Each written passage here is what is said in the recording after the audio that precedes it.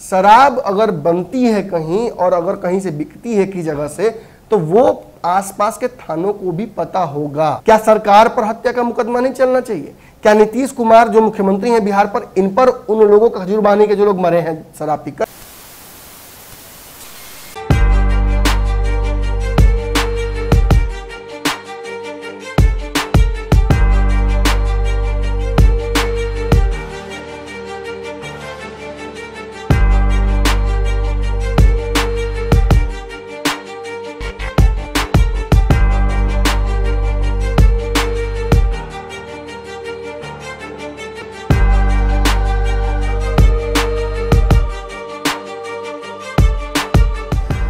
खबरों का बाजार हमेशा गर्म रहता है। इन गर्म बाजारों से हमें मतलब नहीं है। हम खबरों का बाजारीकरण नहीं करना चाहते। हम उन खबरों की तह तक पहुंचना चाहते हैं जिन खबरों की वजह से आपके जीवन पर असर पड़ता है। हम खबरों का पंचनामा करते हैं। नमस्कार, भारत लाइव देख रहे हैं आप। कुछ दिनों पहले होली के आसपास ही आपको खबर मिली होगी कि बिहार में शराब पीने से, नकली शराब पीने से, अब पता नहीं शराब कहाँ से आई, लेकिन उसे पीने से लगभग 13-14 लोगों की मृत्यु हो गई। यह आंकड़ा अभी अगर हम बात करें तो अलग अलग सोर्सेस के हिसाब से 15 के आसपास है। अब जब इतने सारे लोग बिहार में शराबबंदी के बावजूद शराब पीकर मर जाते हैं और सरकार के जो बड़े नुमाइंदे हैं वो इस पर कुछ नहीं बोलते हैं, तो एक सवाल खड़ा होता है, क्या बिहार में शराबबंदी लागू है? क्या बिहार की सरकार शराबबंदी को लागू करने के लिए तत्पर है? क्या इच्छा शक्ति की कमी हो रही है, या शराबबंदी अपने आप में ही एक गलत पॉलिसी, पैरालाइज डिसीजन है सरकार का? इन सारे मुद्दों पर बात जरूर करेंगे, लेकिन उससे पहले चर्चा करना जरूरी है कि जब नीतीश कुमार सदन में ये बात खुद कहते हैं, विपक्ष के सामने कहते हैं, अपने मंत्री को बचाने के लिए कहते हैं कि शराबबंदी बहुत प्रभावी है, इससे बिहार को बहुत फायदा हो रहा है, इससे कोई नुकसान वैसा नहीं है बड़ा, और शराब खुलेआम नहीं बिकती है, तो कुछ सवाल खड़े होते हैं। आज पंचनामा में हम नीतीश कुमार की शराबबंदी का पंचनामा करने जा रहे हैं। हम आपको बताने जा रहे हैं कि आखिर शराबबंदी दुनिया में आई कहां से। शराब कहां से आई ये तो सबको पता है, लेकिन शराबबंदी इस दुनिया में कहां से आई, किस किस राज्यों ने, किस किस देशों ने इसे इंप्लीमेंट किया, बिहार में शराबबंदी का फायदा और नुकसान क्या हुआ है, और इतने दिन जब शराबबंदी हो गई है तो क्या बिहार का एक आम नागरिक ये बात कह सकता है कि नीतीश कुमार की शराबबंदी फ्लॉप हो गई है, या ये कहने पर उसे जेल जाना पड़ सकता है? क्योंकि हमने देखा है पिछले 4 सालों में जब से शराबबंदी बिहार में लागू हुई है, तब से शराबबंदी को लेकर नीतीश कुमार ने कई अलग अलग डिसीजंस लिए हैं और फिर उन डिसीजंस को बदला है। शुरुआती दौर में शराब के साथ पकड़े जाने पर या बोतल के साथ अगर आप धराते हैं तो आपका जो मकान है या गाड़ी है सीज किया जाता, आप पर बड़ी कड़ी कार्रवाई की जाती। ये नॉन बेलेबल था, फिर धीरे धीरे इसे बेलेबल बनाया गया। फिर धीरे धीरे जब बातें सामने आने लगी कि बिहार सरकार के सत्तासीन जो दल है उसके लोग भी शराब पीते हुए पकड़े गए, कई गवर्नमेंट एम्प्लॉय शराब पीते हुए पकड़े गए, कई ऐसे लोग जो उच्च पदों पर हैं उन पर भी आरोप लगे। इन सारी बातों के बाद अब ये बात कहीं ना कहीं सामने आ रही है कि इस शराबबंदी का फायदा जिस समाज को देना चाहते थे नीतीश कुमार, सबसे ज्यादा घाटा भी उसे ही हुआ है। अगर आंकड़ों की माने तो बताया जाता है कि सबसे ज्यादा शराबबंदी के जो कानून है इसके तहत SC ST जो समाज है उसके लोग और बिलो पॉवर्टी लाइन के लोग जेल में बंद हैं। इसके अलावा एक और खबर आती है कि बिहार में जहां अपराध समाप्त करने के लिए शराबबंदी लाई गई थी, वहीं बिहार में शराबबंदी की वजह से एक parallel liquor industry underground develop हुआ है, जहां से शराब माफिया उत्पन्न हुए हैं। जैसे पहले बालू माफिया हम सुनते थे, वैसी शराब माफिया आ गए हैं, जिनकी वजह से बिहार में क्राइम और बढ़ ही गया है। तो चलिए, मैं तो इस खबर का, इस शराबबंदी का पंचनामा करूंगा, लेकिन डॉक्टर से पहले आप डायग्नोस्टिक करा लीजिए उसका, इससे कि आखिर शराबबंदी के इन आंकड़ों के द्वारा पिछले 4 सालों में बिहार की शराबबंदी को हम कैसे देख सकते हैं और ये सब कुछ कैसे हुआ। अनुष्का सर, अगर हम सबसे पहले दुनिया में बात करें तो शराबबंदी की शुरुआत अमेरिका ने की थी। उसने अमेरिका में शराबबंदी लागू किया था जी। उसके बाद हुआ ये था कि वहां पर एक अंडरग्राउंड नेक्सस इतना फैल गया, जैसा कि बिहार में भी है जी, ऐसा फैल गया कि वहाँ गृह युद्ध जैसी स्थिति उत्पन्न हो गई, रोज मारकाट होने लगा, हाँ, गैंगवार, और ये कहीं ना कहीं पूरी तरह से फेल रहा जी। भारत में अगर हम बात करें तो सबसे पहले ये शराबबंदी जो है वो नरेंद्र मोदी जी ने अपने राज्य गुजरात में लगाई थी, लेकिन वहां पर भी हमने वही चीज देखा कि वहां भी एक अंडरग्राउंड नेक्सस बन गया और इलीगल वे में अब कहीं ना कहीं शराब हर घर तक पहुंचाई जा रही है। अब शराबबंदी की चर्चा गुजरात में नहीं होती है, अब आराम से मिल जाता है शराब, आराम से मिल जाता है, और पुलिस भी बहुत इसके लिए परेशान नहीं रहती है। लेकिन चूंकि बिहार में नीतीश कुमार इसे वोट बैंक से जोड़कर देखते हैं, शराबबंदी के तहत उन्हें लगता है कि महिलाओं का एक बड़ा वोट बैंक उनको मिलेगा, जिसके कारण उन्होंने इस डिसीजन को, अब कहीं ना कहीं ईगो की भी बात हो गई है, क्योंकि सत्ता पक्ष के सहयोगी भाजपा भी आरोप लगाते हैं, विपक्ष भी आरोप लगाती है, हर नेता आरोप लगा रहा है कि नीतीश कुमार का शराबबंदी फ्लॉप है, तो अब इसे नीतीश कुमार ने ईगो पर भी ले लिया है और शराबबंदी को लागू करा दिया। लेकिन एक चीज हमने अनुष्का देखा है कि शराबबंदी के लगने के बाद से 3-4 चर्चाएं खूब होती हैं। एक, बिहार सरकार को कितना रेवेन्यू का नुकसान हुआ है, दूसरा, कितने लोगों की मौत जो इलीगल, जो गलत नकली शराब है उसके पीने की वजह से होती है। हमने देखा है कि क्राइम बढ़ा ही है, घटा नहीं है, और हमने ये भी देखा है कि जो उच्चशीन पदों के लोग हैं जिन्होंने बाकायदा नीतीश कुमार के साथ कसम खाई थी कि शराब कभी छुएंगे नहीं, वो भी शराब पीते हुए आए, उनके साथ पकड़े जाते हैं। तो कहीं ना कहीं गरीब आदमी को ही शराब नहीं मिल रही है, वही अगर 10 रुपए 20 रुपए का नकली शराब पीता है तो मरता है। क्या आंकड़े कहते हैं आपके? सर, सबसे पहले आपने जो पॉइंट बोला रेवेन्यू, अगर हम उसकी बात करें तो इकोनॉमिक सर्वे ने हमें बताया था कि 2014-15 में जब शराबबंदी नहीं लागू हुई थी, तब इस पे यानी शराब पे एक्साइज ड्यूटी से जो रेवेन्यू जनरेट हुआ था बिहार में, वो था 3100 करोड़ रुपीस सिर्फ शराब से। और उसने इकोनॉमिक सर्वे ने ये एस्टिमेट दिया था कि 2015-16 में ये आंकड़े 4000 करोड़ होने वाले हैं। लेकिन उसी साल 2016 में जब शराबबंदी हो गई तो इतना काम कह सकते हैं कि कहीं ना कहीं हर साल एनुअली ये लॉस हमारा बिहार सरकार को हो रहा है रेवेन्यू के 4000 करोड़ का, 4000 करोड़ का। तो 4000 करोड़ आप समझ लीजिए। मैं आपको बता दूं कि मार्च क्लोजिंग चल रहा है, मार्च का वक्त है, हमारे पास ये आंकड़े हैं, हम अलग अलग खबरों में आपके माध्यम से आपको दिखाएंगे कि बिहार सरकार के कितने विभागों के पास पैसा नहीं है और इतना बड़ा रेवेन्यू लॉस सामने हो रहा है। देखिए अनुष्का, दर्शक, अगर हम रेवेन्यू लॉस की बात नहीं करते, मैं खुद शराबबंदी का हिमायती हूं, लेकिन इस तरह से आधे अधूरे शराबबंदी का नहीं, संपूर्ण शराबबंदी, किसी को ना मिले, नीतीश कुमार के मंत्री पीकर घूमे और बाकी लोगों को ना मिले, तो फिर तो ये न्याय नहीं हुआ।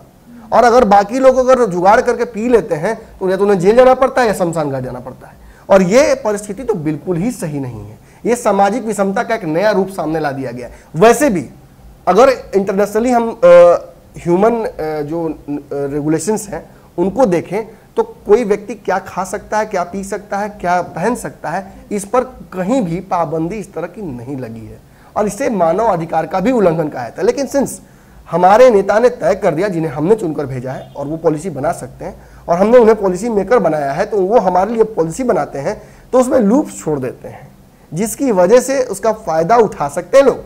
अब देखिए, इस 4000 करोड़ की हम चर्चा नहीं करेंगे, इससे ज्यादा घाटा बिहार को हो जाता है हर साल बाढ़ के कारण। अब बाढ़ में जो लूट खसोट होता है हर साल बढ़ाती है, और इससे बड़ा लूट खसोट उसमें होता है, और वो भी सरकारी तौर पर, मैं कहूँगा पूर्णतः सरकारी तौर पर लूट खसोट होती है। लेकिन इस 4000 करोड़ की बात क्यों करनी चाहिए?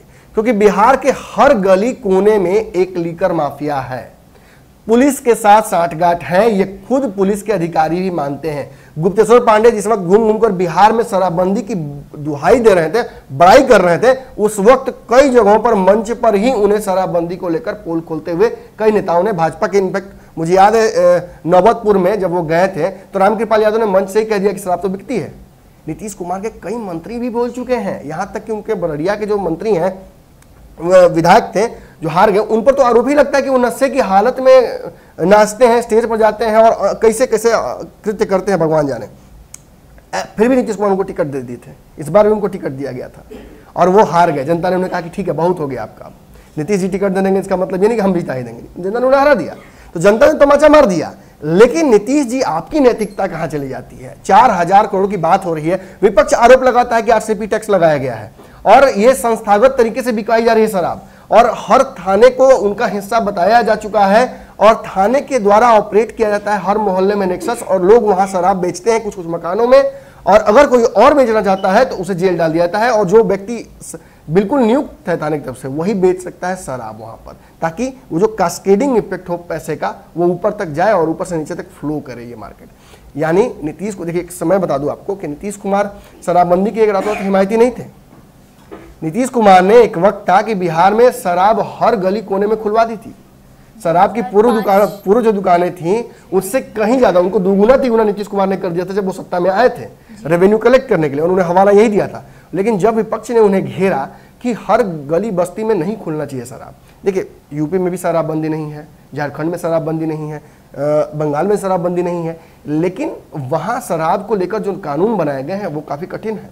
आप सड़क पर शराब नहीं पी सकते हैं, ढाबे में शराब नहीं पी सकते हैं, होटलों में शराब नहीं पी सकते हैं, आप अपने घर में पी लीजिए, लुका छुपा के पीजिए। और जो शराब की दुकानें हैं वो हाईवेज पर नहीं होंगी, गली मोहल्लों में नहीं होंगी, ऐसी जगहों पर होंगी जहां पे एकांत में जाकर लोग शराब खरीद सकते हैं। यानी हाईवे से शराब को हटा दिया गया, लेकिन आपने उसमें इम्प्लीमेंटेशन न करके उस कानून को एकदम ऐसा टूटा फूटा सा बना दिया कि जिसके वजह से आपको रेवेन्यू का लॉस सरकारी तौर पर हो रहा है, बाकी फायदा किसको हो रहा है वो तो हो ही रहा है। जी, इसके आगे के पॉइंट्स को बताया जाए। इसके आगे मैं ये बताना चाहूँगी कि हमने ये देखा है कि शराबबंदी जब से लागू हुई है तब से कहीं ना कहीं बाकी जो नशे की चीज़ें हैं जो सस्ती बिकने लगी हैं, उसकी तरफ लोग ज़्यादा रुख कर रहे हैं। जैसे कि ड्रग एडिक्शन, जो सस्ते नशीले पदार्थ मिल रहे हैं गाँव में, उसकी तरफ लोग ज़्यादा बढ़ गए। और ये हम खुद नहीं कह रहे, ये हमें डेटा बता रहे हैं। पटना में एक दिशा डी एडिक्शन सेंटर है जिसने ये डेटा जारी किया है कि जिस ईयर हमें बिहार में शराबबंदी लागू की गई, उसी साल बाकी एडिक्शंस के जो लोग आते थे उस रिहैबिलिटेशन सेंटर पे, वो सीधे डबल हो गया है, वो नंबर सीधे डबल हो चुका है। और लोग कहीं ना कहीं, ऐसा नहीं है कि शराबबंदी उस समय, ये 2015-16 का ये डेटा था जब पहला साल था शराबबंदी का, और ये उसके बाद से हमेशा से मतलब शराबबंदी जब से लागू हुई है तब से लोगों ने अल्टरनेट मीडिया खोज लिया है नशे करने का। हमने देखा है कोरेक्स की बोतलें मिल जाती हैं, एक खास तौर पे एक दवा है जिसकी खबर हमने चलाई भी थी, मैं नाम भूल रहा हूँ उसका, तरैया जो छपरा क्षेत्र है वहाँ पर उस इंजेक्शन का उपयोग बच्चे कर रहे हैं नशे के लिए, और उस पर कोई रेगुलेशन भी नहीं है, प्रिस्क्रिप्शन के तहत वो मिलता भी नहीं, वैसे ही जाकर खरीद लेते हैं। और बताइए इस तरह की चीज़ें बिहार में हो रही हैं। हमने कल ही जो पटना रेलवे स्टेशन पर खबर जो की थी, हमारे जो रिपोर्टर हैं सुमन वहाँ मौजूद थे, लोगों से बातचीत कर रहे थे शराबबंदी को लेकर, तो कई लोगों ने सोल्यूशन बोलते हैं उसे, जो टायर पंचर चिपकाने का काम आता है, उसे पॉलीथीन और कागज में लपेट कर वो सूंघते हैं और उससे भी नशा होता है। मैं आपसे पूछता हूँ, मैं सरकार से भी पूछता हूँ, दर्शकों से पूछता हूँ, क्या ये नशा नहीं है? क्या ये शराबबंदी से भी ज़्यादा खतरनाक नहीं है? क्या जो हम स्थापित करना चाहते हैं गांधी जी के नियमों को, गांधी जी ने भी शराबबंदी का कभी बात जिक्र नहीं किया था। ये जरूर उन्होंने कहा था कि शराब नहीं पीनी चाहिए, इससे नैतिक पतन होता है, लेकिन उन्होंने शराबबंदी का जिक्र नहीं किया। तो खासतौर पे ऐसे टूटे फूटे शराबबंदी का उन्होंने जिक्र नहीं किया था जिसकी वजह से लोग छुपकर शराब पिए और मर जाएं, और फिर आप अपना पल्ला झाड़ लें।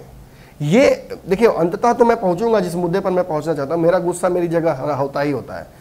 आप और भी कुछ मुद्दे हैं जिन पर चर्चा करना चाहती हैं? जी, मैं ये भी चर्चा करना चाह रही थी कि अभी जो खजूरबानी केस का जो अभी उसका कोर्ट ने जो डिसीजन सुनाया है, उस डिसीजन में एक और फेमस केस है खजूरबानी, 2016 का ये फेमस केस है जिसमें 19 लोगों की मौत हो गई थी नशे शराब पीने से। तो इस केस का जो कोर्ट ने डिसीजन सुनाया है, कोर्ट ने 9 लोगों को इसमें फांसी की सजा दी है और 4 महिलाएं जो हैं उन्हें उम्र कैद की सजा दी गई है।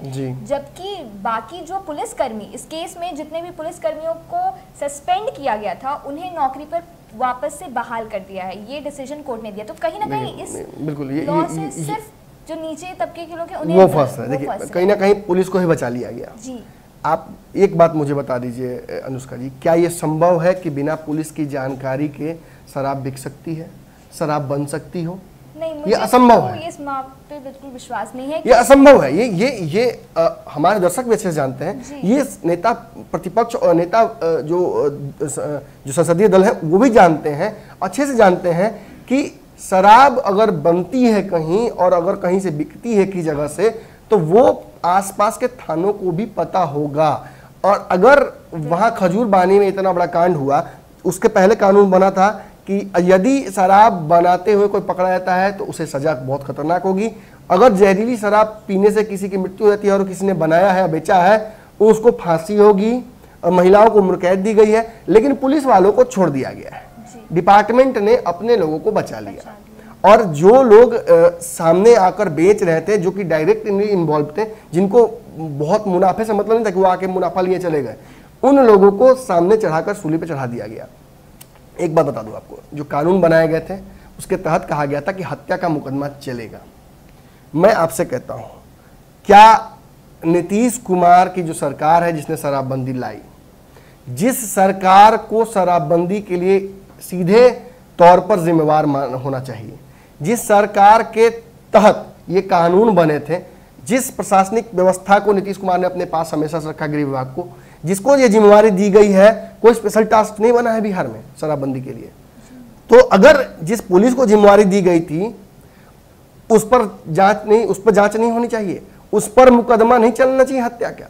क्या सरकार पर हत्या का मुकदमा नहीं चलना चाहिए? क्या नीतीश कुमार जो मुख्यमंत्री हैं बिहार पर, इन पर उन लोगों का खजूरबानी के जो लोग मरे हैं शराब पीकर, नालंदा में जो लोग मरे हैं, माफ कीजिए नवादा में जो लोग मरे हैं और बेगूसराय में जो लोग मरे हैं, क्या इन सभी जगहों पर जो शराब पीकर नकली लोग मरे हैं, क्या इन लोगों की मृत्यु का सीधा सीधा कारण सरकार नहीं है? क्या सरकारी विफलता के चलते और लचर व्यवस्था के चलते, जो पुलिसिया व्यवस्था है जो साठगांठ कर लेती है शराब बेचने वालों के साथ, क्या उसके चलते ये लोग नहीं मरे हैं? क्या जब शराब बनाने वाले पर, बेचने वाले पर अगर धारा 370 आप लगाना चाहते हैं, अगर आप उन पर लगाना चाहते हैं, 370 तो क्या होता है? अटेम्प्ट टू मर्डर 360 के साथ जी बात, 60 बोला, 7 बोल रहा है, 60 बोल रहा है, पैसे देख लेना। तो क्या सरकार पर, सरकार के नुमाइंदों पर, डीजीपी पर, एक्स डीजीपी पर, जो लोग इन्वॉल्व रहे हैं शराबबंदी में अब तक, उन सभी पर हत्या का मुकदमा नहीं चलना चाहिए 307 के तहत?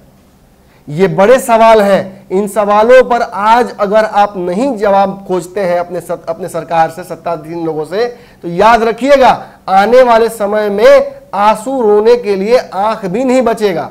आज जो सच्चाई है शराबबंदी की बिहार में वो स्पष्ट है। नेता प्रतिपक्ष खड़े होकर बोलते हैं, उन्हें चुप करा दिया जाता है। अगर सत्ता पक्ष के लोग खड़े होकर बोलते हैं भाजपा के कि शराब बिक रही है, तो कहते हैं आप बताइए नाम कहां पे बिक रहा है? जहां बिक रहा है वहां तो आपसे संभल नहीं रहा है, आपके लोग संभाल नहीं पा रहे हैं।